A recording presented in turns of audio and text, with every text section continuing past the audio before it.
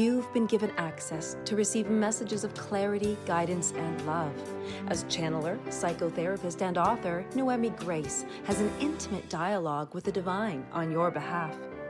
Lisa Berry intuitively listens and expresses the deep questions on people's hearts and elevates the conversation, while Noemi Grace channels divine wisdom and expansive answers to your deepest questions. Each show's themes are related to self-love, self-healing, relationships, and personal struggles, offers tools that will lead to sacred stability and help you find your best solutions. Join us now as we give you access to angels and grace. Oh, hello, everybody. Welcome. Yes, access to angels and grace. And Noemi Grace is going to help us get there. And you too, Lisa, because it is a me as well. partnership, this show. Yes, indeed. Yes. Well, today's show, so excited to explore this, is how to tap into the courage to grow into more you. Courage being that, you'll put that word, we'll step it up a little bit. But yes, the courage. And it can sound scary at first when you think of the word courage, because if you didn't have courage, then you're going to be nervous or afraid or unable to, or just all those feelings come up. So I'm like, okay, how do I tap into this courage? Do I even have courage to tap into? Is it hiding somewhere? Yeah. Well, be surprised what lives inside, right? And that we'll be sharing that from the pre-channeled message. And there's just so much that's within us that we think is not there. Oh, okay, that was a good one. Yeah, we think it's not there. Oh, I have to write that down now. Well, what I'll do is I will share the show description with everybody, and then we'll dive in. So, how to tap into the courage to grow into more you. Have you ever considered that your biggest challenges in life are calling you to become more fully you? How would your life change if you tapped into the courage to grow into more of you in your current life circumstances? What does it look like when you embrace the courage to be more fully you? You might hopefully, yes, experience the clarity, certainty, self-love, self-acceptance, flow, freedom, and more. But how do you get there? Noemi, this is, when we were writing this, what does it look like wait, where's my thingy? Current life circumstances. So right off the hopper here, when I'm talking about courage, is it we are wanting to have the courage because of life circumstances, or does life circumstances they're there and then we go, oops, I need some courage here? It sounded like both of those were the same thing, unless I misunderstood your question. Well, I guess do we find the courage when the circumstances are there, or are we making the circumstances because we don't have the courage? I guess that's yes. So we find the courage within us, right? We find the courage. The circumstances show up for us to transform, for us to transcend, for us to continue on our path towards awakening. Without those circumstances, we could easily live complacent and everything was great. Everything was perfect. We could be complacent and not looking for more, not growing into more. Because the courage is here, but it's also growing into more of you is why we want that courage, why we want to find that courage. Because on our last show, what came through from the divine was that our job is to grow into more of us, to grow into more fully into us. And that's our job. And so we're exploring that. And so when we think about that, maybe it feels like, yeah, that's a little scary. So that's where the courage comes. I know I'm thinking right now, if I were to think, okay, if you were to ask me, what is the most challenging situation in your life right now? What is the thing that I'm finding most stressful? Maybe I'm not capable of doing it, or I'm afraid of it, or I want to, but I'm just not able to. And I think, okay, so if I think of that and then say, well, thank you for the circumstances. It's time for me to tap into some courage, it seems. Is that, I guess, how we could do that? Well, thanks for that. Well, thanks for that hard thing. Yeah. Yeah, one could go there. It might take a few steps to get there, though. Yes. In terms of, right? So it's typical human behavior, normal human behavior, to be like, ugh, not thrilled with the circumstance, and then the more that you have, I don't like to use this word, but it seems to keep showing up. So I'm just going to say awakening. The more that you're awakening, I think it's loaded. That word is loaded with lots of different meanings to different people. But the more that you're discovering who you are and discovering the purpose for your life and discovering why you're here and discovering the amazing gifts inside of you, then it's like, oh, yeah. Yes. There's some gift in this. There Yeah. is some gift The in this gift to grow. situation. I love that. There's Right. the gift to grow. Exactly. Yes. Well, I think it would be beautiful if you could read the pre-channeled message now. Yes, yes. And so I will read it in 1 second.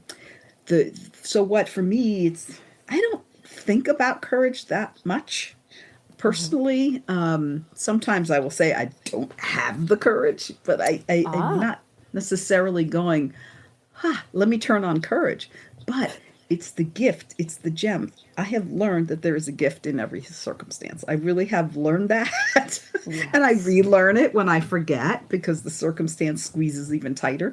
And so I it is somewhere in my mind and in my heart that there's a gift here. And so eventually I get there. Not necessarily instantaneously. Ooh, challenge, gift. So It's not a direct route, really. Yes. no. There's usually the path and ego first and stuff. Yes. So if we don't put too much focus on courage, but know that we want to know where to find it and how to get there, and we don't put too much focus on having to have it and having to Yes. know how to turn it on and all of that, then like we can skew courage into this big thing that's like, ooh, but I can't go there, I don't have that. So like we put the courage there as a word because it is something that's major for us, something that we can feel that we're lacking, and yet just know that, okay, courage is, yep, we want courage, but let's not hyper focus on courage or we'll go into fear. Yes. Oh, I just have to highlight that. The fact that you said we can feel when we're lacking it, that we're not tapping into it, that then we know it's there, but we like, oh, I just can't access it. That recognition that I'm lacking the courage is that invitation to say, okay, let's stop for a second here, and then how can I tap into it? I like that question, like recognition, the awareness. Yeah. Yes, yes. With that, we can go into the pre-channeled. Just grab a swig of water.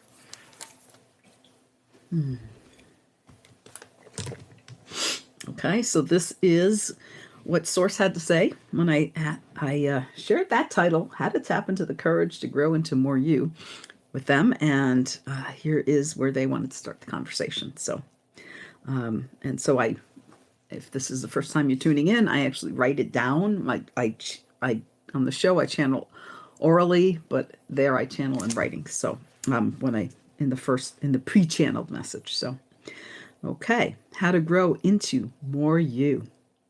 Many of you fear the deeper discovery of who you are, expecting that deep within you lives someone unworthy, unkind, and unlovable. And some of you even think there's a monster inside to be avoided at all costs. And you fear the monster you feel discovering the deep truth of you, which so many of you label as the dark truth. But nothing could be further from the truth. Deep within you lives a bright light that illuminates everything in its path and dispels any darkness around it. But to find this luminous being, which is you, requires you to go deeper than all the wounded parts of you, which are also you, but not the full truth of you. You have been living a partial truth if you don't know the deepest, truest part of you. And when you begin to discover this, your whole perception of who you are and what you're capable of shifts dramatically. Be who you are, fully here now. And that is a tall order for many of you. You know yourselves in part, and for many of you, what you know is only a small part of who you are. You are each the most amazing being that you can imagine. But you stop short of this discovery because your wounds show up and you don't dare go deeper, fearing that you will only discover more wounds, deeper wounds inside you. But in the deepest place of you lives your pure essence, which remains unwounded, untouched by life's challenges and traumas. But by fearing the discovery of more you avoid the greatest discovery of you all, which is who you truly are and who you are in relationship to us, your source, and the magnificence of your unique gifts and abilities. There are things that only you can do in your special way of doing things through the expression of your unique essence. Be more you. Make this a daily mantra. Today, I will be more me. Remind yourself of this, and you will begin to flourish as you open up to the deeper you and you rise above life's challenges. Yet you must first stop fearing what lives inside. There is no monster there, but there is a light so bright that it will dispel any monster. And in that light, in your unique essence, you will find all you need to become fully you. And you will discover the courage to step out of the perceived safety of the cocoon you've been living in. You're not meant to live dull, routine, mundane, boring lives. You are meant to bask in the fullness of who you are and to share that fullness with the world. The world needs your fullness, all of you. And when you each tap into the sweet fullness of you and share your fullness, you not only transform your own life, but in sharing of your fullness, you begin to transform the world. Doing your part, not through fighting for change, but through being the change and being a catalyst for change wherever you go. This is who you are, a bright being with the power to transform your life and world in conjunction with others who are also stepping into their power.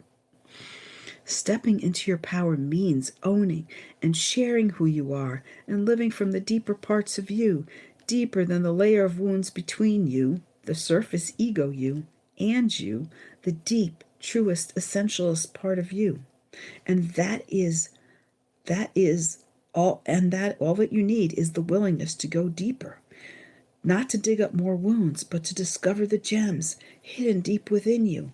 And in that willingness lives great courage, which is met by more courage deep within you and is encapsulated in the deepest essence of you, which doesn't know fear or diminishment.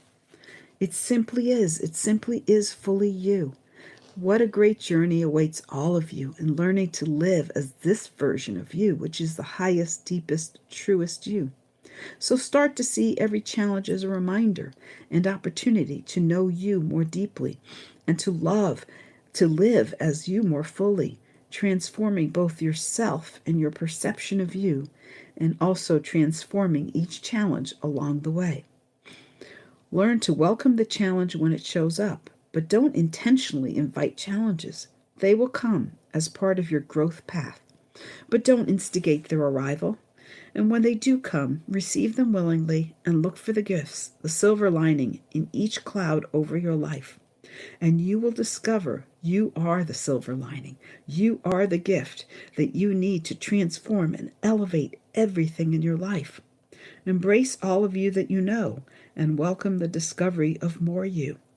Step into the deeper you as you discover you, and life responds with opportunities, blessings, and goodness you can't imagine. And it all starts with your willingness to discover and be more you, and your understanding that what is within you is worth discovering and living. In great love, we are complete. Namaste. I love that. You are the silver lining.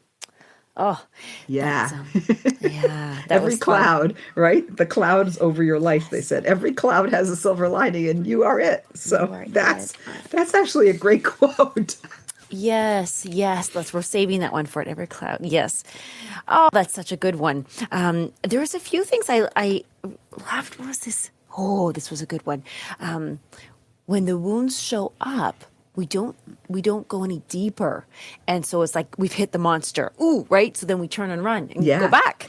And so if we were to go past that monster, like let me pass there, we're not going to get more monsters. It's actually when it's pure and magnificent is what they said. I thought, oh, that's so true, because it's that courage to say, I think it's a monster at first, but then when we look at it, and our wounds aren't monsters, and they're, that's us. And if we can love through the monster, then we get to the other side.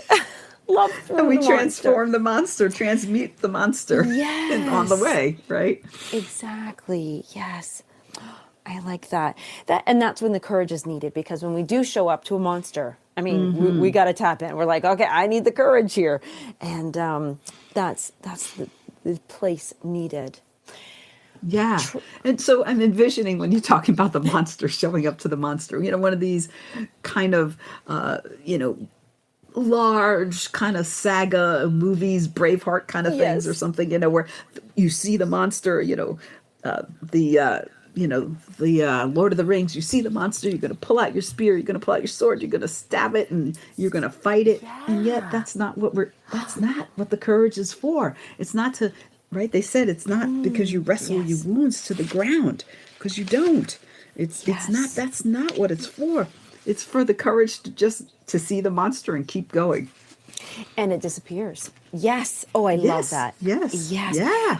We often think, courage to fight. No, courage to, and again, I like your word.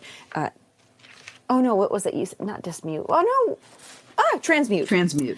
Yes, it's like, that is not the word. That's not any word. Yes, and it dissolves, it disappears. It's loved. It's melted. We melt the monster. We melt the witch. The witch with the water. Melting away. Yes, we melt. I was scared of that witch when I was little. Yes, oh indeed. Gosh. Yeah, and the flying monkeys. Woo, woo. Yes, they did, for considering what they had to work with back then. But anyway. Yes. So yes, but it melts. It does melt away. It does. When we stop being the victim of it, it has no power over us. Yes. It was funny when you said, I was thinking, if you were to look back and watch the movies that we were afraid of when we were little, or maybe 2 years ago, and watch them again. I remember there was a movie I watched, and it was just horrifying. And then I had the courage, to watch it maybe, 10 years later after that. And I was laughing at myself going, oh my gosh, I was so afraid of this movie. Like it was absolutely funny at this point now, 10 years later in my life. But I was like, why was I so afraid of this? This is ridiculous that I was so scared.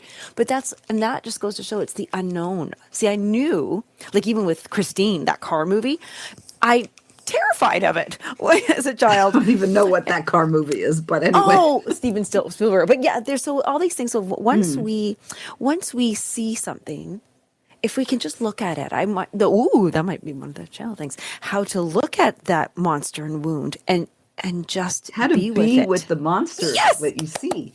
How to be with the monster that you see. Yes. In a way that's empowering to you. How do you step into that power when you see this all-powerful monster?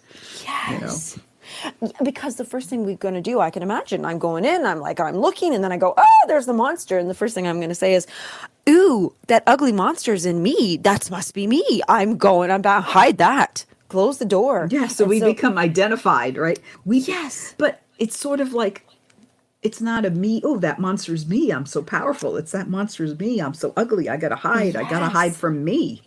And so what do we do? We close the door on that monster. The monster's there. Then we come back up, right? Goes over there, and we're like, I hope nobody sees that monster's in me. That monster's in me. Like, I gotta... Can't let anybody in too far. Yes. So that is the question. How to be with the monster that you see in a empowering way. And loving is maybe too far even. Like, just an empowering way. Ooh, I'm excited. Got all excited there. Let me break this down. It's so tough, that, yes. Oh, gosh, I just imagining everybody right now going, okay, if I took this one thing, let me just look. How can I look? Maybe not with love, but yes, to be able to stand here without shaking in my boots and running because I don't want to close the door. I want to be with it. I want to dissolve it. Or just see it. Yeah. Yeah, how to be with it in a way when we're in our power. And yes, right? What is the source of our power? And so yes, that's going to be good. All right, I'm going to grab a swig and then I'm going to go in deeper to the connection with source and greet the divine, and which source divine, those are some of the many names I use to describe the great the great The oneness. great mystery. So, as they say in Native American talk. So, all right, I'm going to grab a swig of water and then I will greet them and turn it over to them Okay. after a quick silence.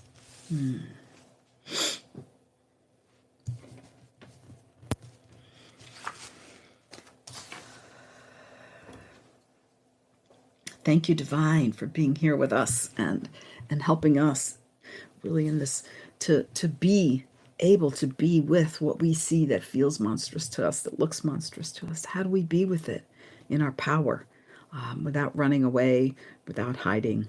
How can we be present? Appreciate your answer.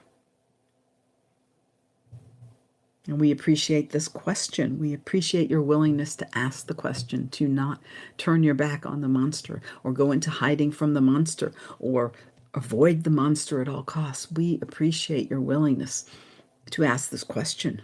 And we know that the monster that you fear is a monster that you perceive within you, and it is not quite as you perceive it. And yet, when you perceive it there, it feels so, so, so real. And so we understand that. And what do you do when you feel this reality of something monstrous within you or with you?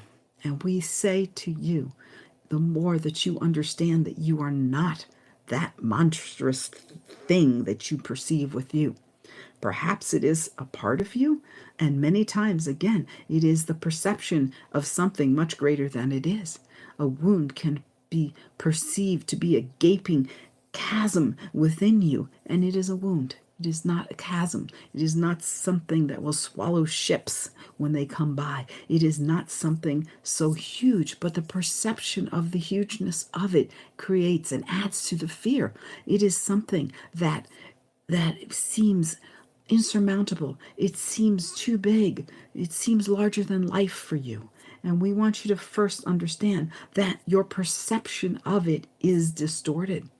It is like the person who knows how to make those hand movements in the shadow and have them appear to be a monster when it is really a hand or two hands and it looks like a monster. And so that which looks like a monster, number one, it is perception of monstrosity, and it is never going to be as monstrous as you think. So firstly, recognize your perception of it is clouding your judgment of it. And your judgment of it keeps you stuck, keeps you fearful of it, because you cannot see it with compassion. You cannot see it with love. You cannot see it with acceptance. And so in that non-acceptance of it and in that distorted perception of it, you fear it and you want to run from it because you feel that it has all the power and you are powerless. And you have so much power within you that you have scarcely tapped into. There's so much more available to all of you. But you will find the monsters. You will find those wounds that have been so distorted in your image of them, in your imagination of them, in your understanding of them, that your perception of them you see them in your perception as monsters. And to be with them, first, be with yourself. Be with the self part of you that is not monstrous, that you see this thing as monstrous, and we tell you it is not monstrous. There are no monsters inside of you, but you perceive them as monsters. So firstly, no monsters are there, but recognize them, therefore it is your perception. Just like the child who has the monster under the bed or in the closet. The adult knows it's not there, but there's a perception. The squeak of the bed is the monster. And so you are perceiving something through this expectation of monstrosity within you, this expectation that you are monstrous.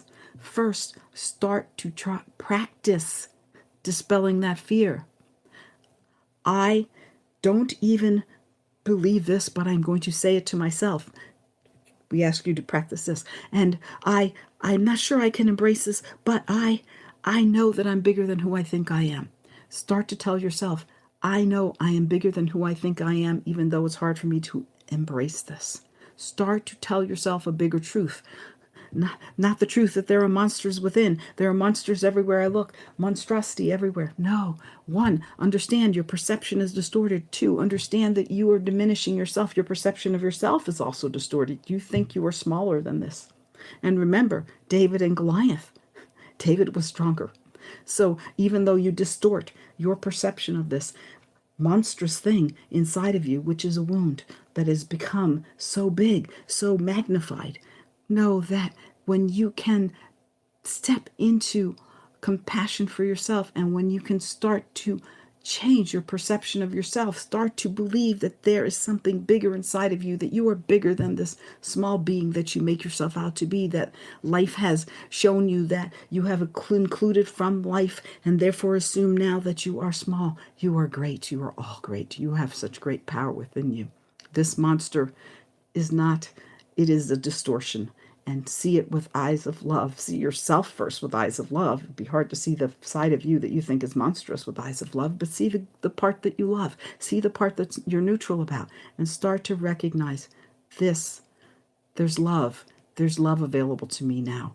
You are looking for the courage. The courage lives in love. Within unconditional love is infinite courage. Because in unconditional love, there is no fear in love. No fear lives in love. We're not saying that you're fearless and can jump through from building to building, but we are saying you are not coming from a perception of fear when you see with eyes of love. And from that undistorted view, everything changes, everything shifts, starting with you. We love you so much. Thank you for this question. There's much more to say. We are complete. Namaste. Ooh. Distortion and perception. I like all this coming up. Yes. We're really kind of getting into, when we come back from commercial, really get into that. The word courage really is to be able to see with eyes of love through the distortions and recognize the perception. So, alrighty, no when we come in love, yeah. Exactly, no fear in love. So come on back after the commercials to access to Angels and Grace. The Real Conscious Connection. OMTimes Radio. IOM FM. OMTimes Magazine is one of the leading online content providers of positivity, wellness, and personal empowerment. A philanthropic organization, their net proceeds are funneled to support worldwide charity initiatives via Humanity Healing International. Through their commitment to creating community and providing conscious content, they aspire to uplift humanity on a global scale. OMTimes. Co-creating a more conscious lifestyle. This is Kathy Beal, host of Celestial Compass, featuring astrology you can use. Celestial Compass points you to what's going on in the sky and what you can do with it down here on Earth. We also explore fun, effective, and cosmic tools for navigating this adventure we call life. Join me the first and third Monday of the month at 5 p.m. Eastern Time for Celestial Compass. It's enlightening, entertaining, and empowering. Host your show on IOM FM, the radio network of OMTimes Media, one of the more recognized brand names in the conscious community, and is backed by the extensive marketing reach of OMTimes. Hosting a show on IOM FM immediately connects you with our extensive dedicated community. So I'm a cat, and I just moved in with this new human, and she's got this little toy she's always playing with, all day long. Tap, tap, tap, tap, bloop, bloop. She can't put it down. There it is. Oh, and get this. She even talks to it. Last week, she asked it for Chinese, and guess what? Egg rolls showed up. Like magic. Humans have cool toys. A person is the best thing to happen to a shelter pet. Be that person. Adopt. Brought to you by the Ad Council and the ShelterPetProject.org.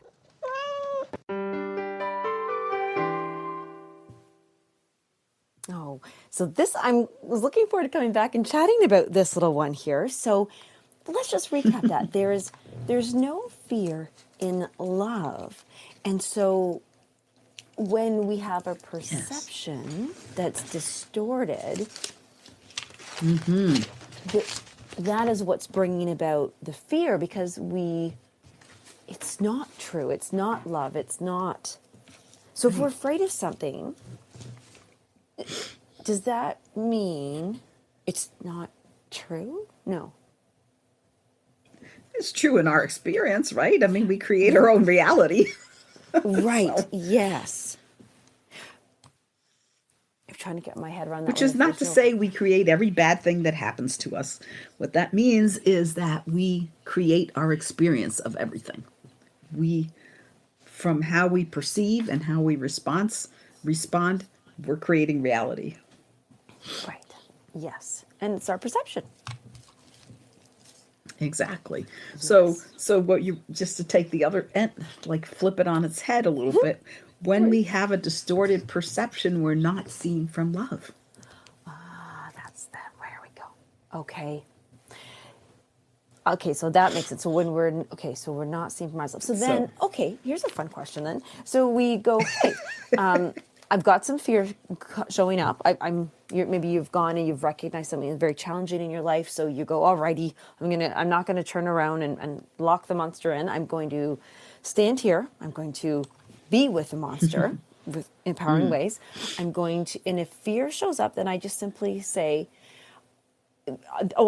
there is love available to me now is something that was beautiful that was channeled. I'm wondering if that would be a good place to start to say, okay, I'm having some fear, so must be a distortion. My perception is a little off, so there is love available to me now. I know I am bigger than who I think I am. Yes, that's a great way. So if we're having fear, we are seeing something distorted. Yeah. And so therefore we're not seeing from love, and love is available. Yes. And this is so interesting. So I'm imagining I'm looking at something, maybe something I think about myself or just one of my monsters.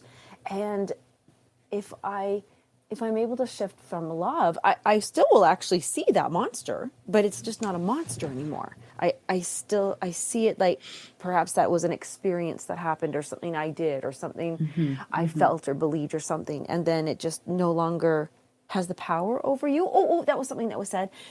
The monster does not have all the power and you are not powerless. No, but we give our power away to the monster. Right. To the perceived monster, we give it the power. It's kind of like, since we talked about this movie earlier, The Man Behind the Curtain, right? The people gave it the power. The wizard, so powerful. Yes. And he's going to fix everything. We have to go see him. And then, because the power had been given to it, that is just a guy. So it's kind of like that. We have this big, all-powerful wound and monster, and we've given it the power. We have given away our power and given it to it. And when we can see it as, yes, it's a wound, but can you see beauty in the wound? Can you see something there that brings compassion, that makes you more compassionate? There's that gift in the wound. Yes. Yeah. There was a word that was just coming to me there, but that's okay. The power, giving up the power and things like that. I can recall many times where I had given power up, let's say maybe to a boss or to a boyfriend or something that I really, or maybe even my parents at different times, right? Like my mother was sick all my life, so I might go, well, but because she's sick, I'm going to allow her to do this or not do this or something like this, right? And so I can remember all of the different situations, and then suddenly just kind of going, I'm done with. I'm not. Maybe it's not like I'm done with doing that, but it's like, wait a second, why did I give them the power? That's not true. That's a distorted view. And so just like that, like a switch, the monster did go away. The power, I retrieved my power. And was able beautiful. was able to do something totally different. And whereas I couldn't do it before because I was afraid and I didn't have any power. Yes. So yes, the retrieval of power. Ooh. Yes. So remember seeing that monster as the man behind the curtain. So it's like that monster, we have the perception, the distorted perception has magnified it and diminished us. So we're the little David and it's the Goliath, but again, David was stronger. So I liked how they brought that up. So it's yeah. So what if we gave, so we have distorted our perception. We have created this perception of monster, and then we've given it the wound. I mean, the power. We've taken this wound and created this perception of monster out of it, and then we've given it the power. Ooh, ooh, okay, don't hurt me anymore. I'll leave you alone. Don't hurt me, and I'll just not dig into you. I'll just leave you there, but leave me alone. And so we have this kind of mutual non-aggression pact. Yes. Making this interesting. This is fun. If I'm thinking about, so we have this wound, and then we have a distorted perception. So there's our monster. And now, because we have a monster, we have to keep ourselves safe. So we are now creating a story on top of a story, on top of a perception.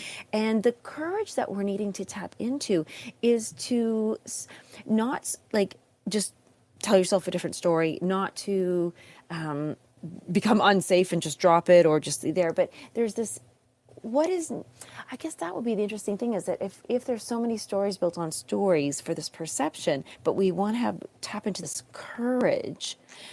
What about the word surrender? Do we surrender the story? Are we surrendering to trusting that we can tap into the courage? This is the channel, the pre-channel, or sorry, not pre, current, the live channeled question that's coming to mind. It's about where does that surrender coming from, and to what? Wow, yeah. Oh, so what surrender is needed to reclaim our power? Because that's just, you think about, boy, you really tapped into that deep question, Lisa. I mean, think about it. Surrender doesn't feel like reclaiming our power in the perception that we have, waving the flag of defeat. It's sort of like, okay, so what surrender is needed? What do we have to surrender to reclaim our power? Yes. Ooh, I wonder. Just in case. I'm going to use all of these tools. Right after the show today, I'm going to be going, all right, this is what I'm going to do. And yeah. Good stuff. Yeah. Well, it's so interesting how your life and my life always seem to offer us opportunities to use the tools that come out. Yes. So while we are here with some level of expertise, maybe okay, I'm not going to diminish us. We come with a level of expertise to the show, but then we learn ourselves. We learn, right? Because we have that beginner's mind as well. So so with the expertise plus the beginner's mind, we learn, we grow, and now we have no tools for ourselves. You still there? Oh, yes. Did I leave you speechless? No, I went. No, I didn't hear the. Oh, yes. I love the tools. They are definitely helpful, and I hope that each one of you listening is finding something. And that's really what the access is. Why we're wanting to offer it and have you channel, because it really is access to tools that we. Like, I would never have thought about that before that way. Like surrender, I thought, boy, I did not think that word was going to come up in this particular thing. Neither did I. Didn't see that coming. Surrender, right? You see surrender and courage. They seem to be like opposites, Yes, yeah. You get the I will not surrender, that feels courage, Mm-hmm.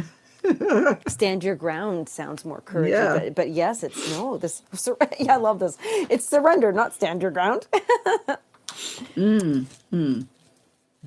That's where the power is. Okay, so do we want this to be the question? Yes. What do we have to surrender to reclaim our power? What do we have to surrender anyway? Maybe not to. When do we have to surrender to reclaim our power? What surrender is needed? That's what. Yeah, excellent question. Didn't expect. See, we are completely unscripted. I don't know what questions Lisa's going to ask. The only thing that is scripted-ish is the show description and the pre-channel message, which was unscripted at the time because I had no idea what Source was going to say either. So this takes us in places that we sometimes don't anticipate. It's kind of exciting. So, okay, let me grab that swig of water and go in.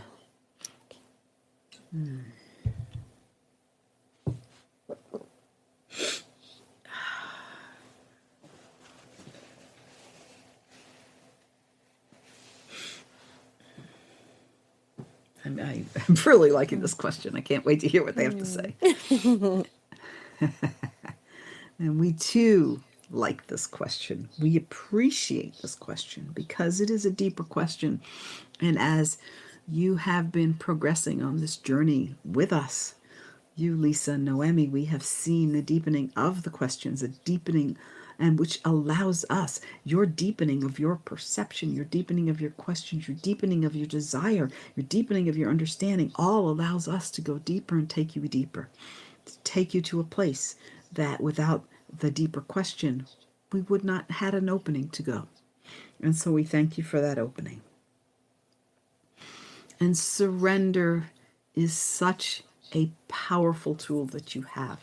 It is not surrender to powerlessness. It is surrender to stepping into your power. It is the surrender of letting go of resistance. What do you have to let go of? What do you have to surrender to? Surrender to not being resistant, to stepping out of resistance. Step out of it. Recognize that there is great resistance within you, within all of you is a place of resistance.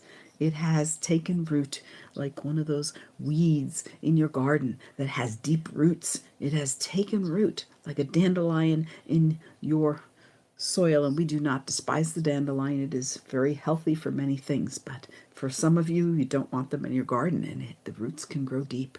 And so this resistance has grown deep roots within you, and it has been a place where you will take a stand and not allow anything to push you and to press at you, and not allow yourself to change your perception, to change your mind, to change your story, to change your heart, to change anything, because you have the line drawn there in the sand and you are standing there in unsurrender.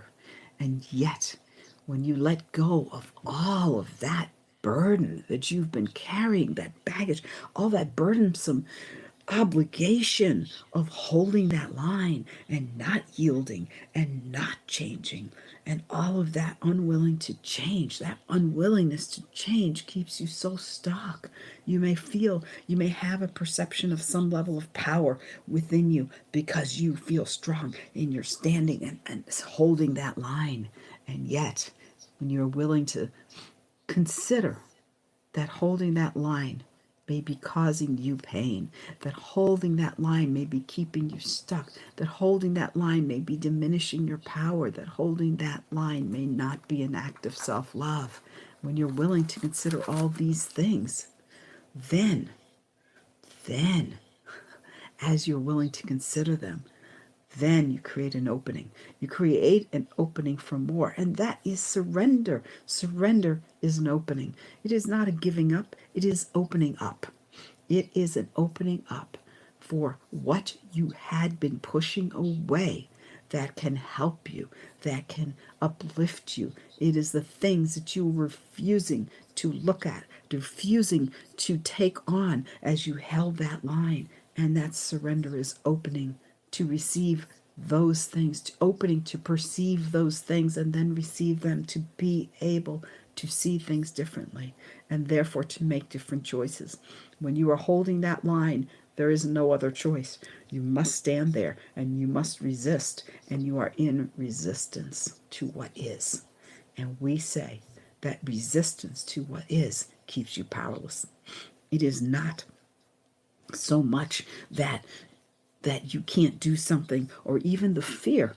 The fear keeps you powerless, yes, but the fear is partnered with resistance, so you resist that which you fear, and you magnify the fear, you magnify the powerlessness. And so recognizing resistance within you, this is very important, because you all have it, and it is subtle, and it is ingrained, and is something that you have become accustomed to and don't even know that you are experiencing and that you are holding on to. So, into surrender, let go of the resistance, recognize the resistance, and choose to step out of it as you would step out of a costume that you had zipped up and now you unzipped it and you're stepping out. Step out of that costume of resistance, that costume of forcing, that costume of pressing on, that costume of standing that ground and standing the ground. There is a time and a place for it. But if you are resisting what is, if you are resisting what you fear, if you are resisting the distorted perception that you have created through your resistance of it, that you have magnified it through your resistance of it, step out of resistance for a minute and see what you see. It will look different. Practice. Learn to step out of resistance and see things from a non-resistant perspective. See things from a place that does not have the distortion of resistance. Then you may choose to take back your resistance, but you may also choose to free yourself from that resistance. Choose to embrace the power to be non-resistant. And in that is great freedom. There's so much more that we could say, but we want to leave you with this. Surrender is an opening. Surrender is a gift.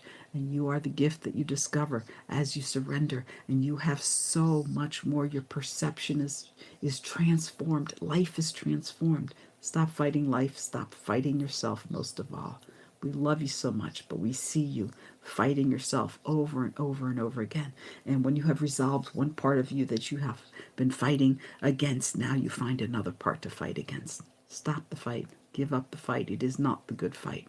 Stop fighting yourself, and you free yourself with great love. In great love, we are complete. Namaste. Very beautiful. That was really nice to look at surrender with different eyes there as an opening. And Yes. for what you've been pushing away. Surrender is an opening up for what you've been pushing away. And I love about the holding the line, because if that's the resistance, and you're holding, you're resisting, you're holding the line, I can't go anywhere else but here, then to finally be able to surrender and you step back from it, there's that little opening in that line that's frees you. Yeah.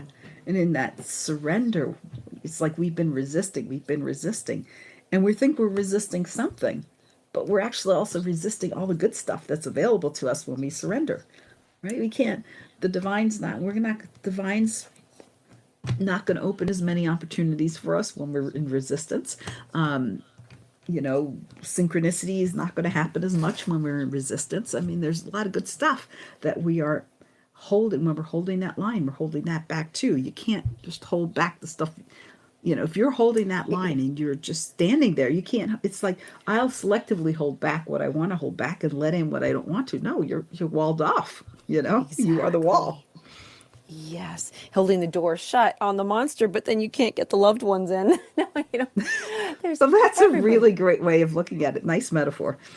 Oh, thank you. And I like the other one, really important thing. It really put my resistance even further down. Was you can pick it back up if you choose.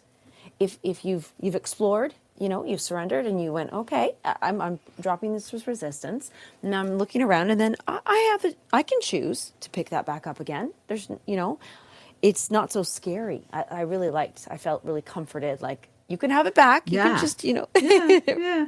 And you might not want to, right? But I think that just being in non-resistance for a moment, for a few minutes, and seeing what's there, and knowing that we're not obligated. If we want to go back to our resistance, we could just. It's not like, okay, it's gone forever. You can claim it, and maybe it's a way for us, to see with those eyes of non-resistance, to see with that lens and see what it looks like and go, oops, I'm not ready for that. So we grab a piece of resistance. Maybe we don't grab the whole thing. Maybe we just grab less, Yes, I love that. I'm right now. So many people have been going to get their eyes checked, and I keep hearing like, "Oh, I got new glasses," or "I had to get this different thing," or this, or "Now I can see all these things," right? And some people have said, "Well, I got these new things, but they're a little strong, so they can't wear them full time. They have to like do it in little pieces." And that was exactly what I just imagined. Like you grab on a different pair of glasses, look at it differently, and maybe you're checking it out. You do it for a couple minutes, and then you think, "Okay, I need to. I do have where I might not be able to just ready to go, but I'll come back and revisit it and practice. That's interesting. Yeah. Yeah. That's I recently just got the 1.0 magnification, the smallest magnification That is the glasses, smallest. just to see. Yes, just to see the numbers on like my credit card statement, because sometimes I can't tell what it is. So I just put that on there. But I actually, my eye was bothering me, and I was reading the pre-channel message, and I put it on this morning, and I was reading it, and I was just like, the words were easy to read, but then I was feeling a little dizzy-ish, and I thought, I'm not going to put those on the show. I'll just have to squint a little and see what I wrote. Right. Yes. It can feel uncomfortable or just not used to because it is a different lens. And so until we get Yeah. acclimated and turned around, like because Yeah. we mentioned in the very beginning, circumstances in our life. So we may start seeing the monster differently with our eyes of love, and maybe we've tapped into courage.